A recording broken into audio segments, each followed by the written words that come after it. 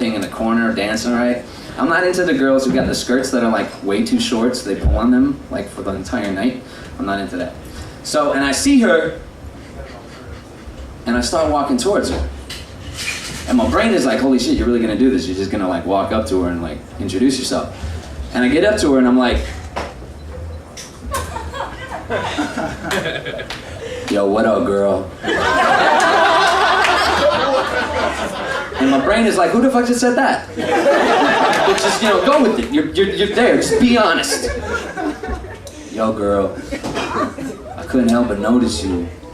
The way you walk into a room, the way you hold yourself, your style. You're not fronting. You're original, and the way you dance. And I had to come over here and tell you, you are easily the third or second prettiest girl up in here.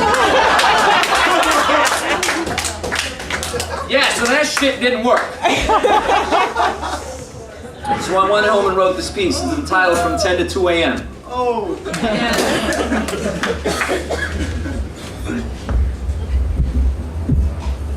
Perfect. Location, St. Petersburg, Florida.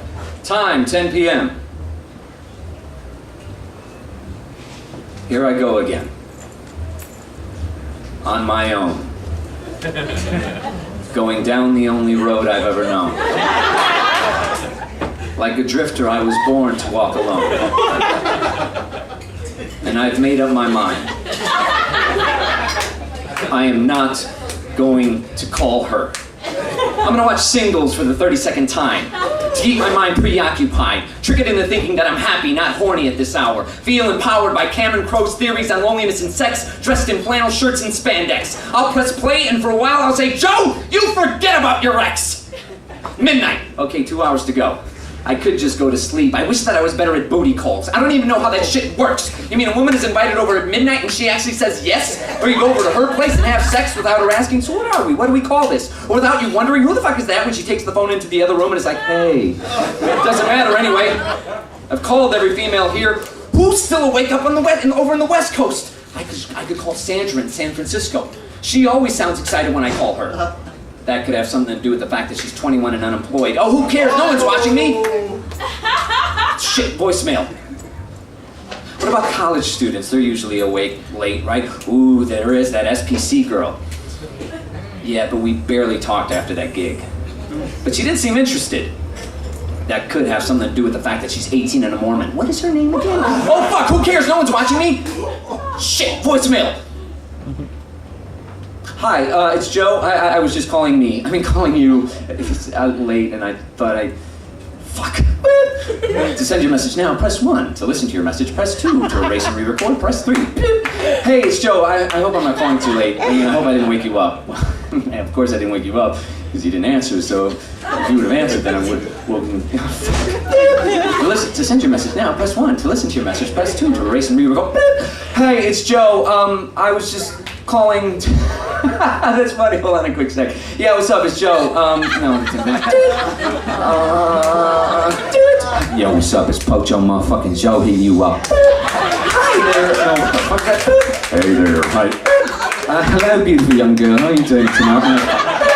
Hi, this is Joe Hernandez-Kolsky, the young gentleman who performed at your college a few months ago. Yeah, I was just calling because I lack any real relationship due to my fear of commitment, all-encompassing career goals, and the fact that my parents recently divorced after 33 years of marriage, so I have no clue what an honest and healthy relationship looks like. Yet I desire a strong level of intimacy, usually reserved for this hour of the night. I was hoping to at least have some phone sex, so call me when you get in.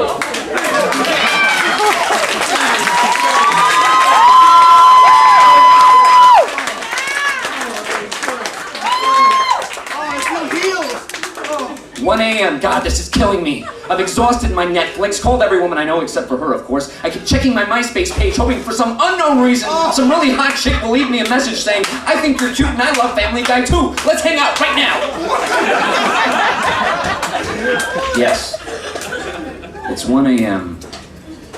and I think it's time for the Kleenex and the lotion. 1:02 a.m. Great, so what do I do now?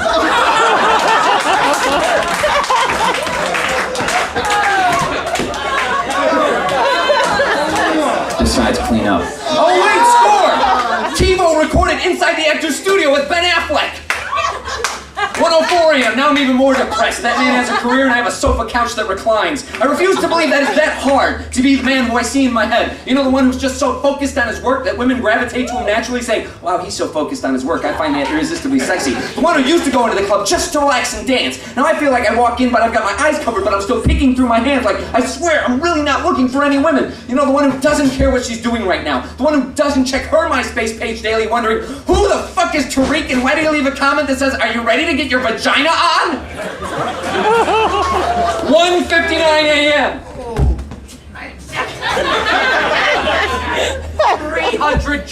300 push-ups, 100 jumping jacks, 60 leg lifts, 50 deep knee bends, 24 pull-ups, 5 minutes of crunches, and there's still 1 freaking minute left. I can still call her. I know she's up. I can call her and I can just tell her that I miss her so much, and I can hear the smile in her voice, and I can feel wanted, loved, special again. Or maybe she'll start criticizing me again, telling me all I ever see is your back as you sit at your computer. Maybe she'll continue to bring out that uptight, neurotic side of me. Maybe this relationship will continue to feel like a chore. Maybe I'll continue to feel guilty for not giving her more. But what this woman, she taught me how to truly love a woman and embrace all of our differences. She knows me better than San Francisco girl, better than SPC girl. I can call her and possibly get her to come over. And possibly find out how she's been doing. And possibly hold her until the sun comes up. And possibly kiss her until her thighs are warmed up. And possibly, no. I can't even think about that, because there's just something in my heart that says, it's now 2 a.m. and I know she's not the one. Thanks.